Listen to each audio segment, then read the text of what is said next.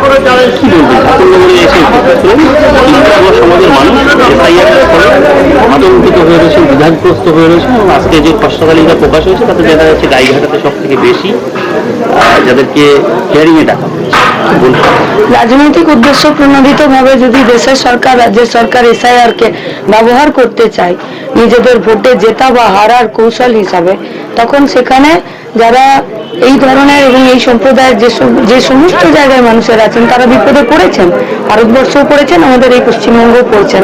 ফলত বাংলাকে বাঁচাও মানে বাংলার বিভিন্ন সম্প্রদায়কে বাঁচাও, বাংলার বিভিন্ন সংস্কৃতিকে বাঁচাও, তার বৈশিষ্ট্যকে বাঁচাও, তার শেকড়কে বাঁচাও।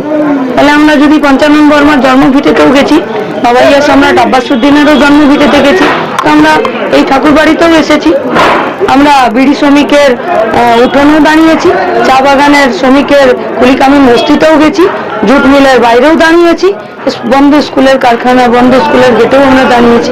আপনি রীতিমতো বক্তব্য রাখতে গিয়ে বলেছেন যদি কোনো বৈধ ভোটারের নাম বাদ যায় তবে একজন ভিডিও ছাড়া পাবে না, ঘেরাও হবে। আমরা বলেছি ভিটে মাটি যদি কেউ ছাড়া করতে চায় তাহলে ভিডিও ঘেরাও হবে।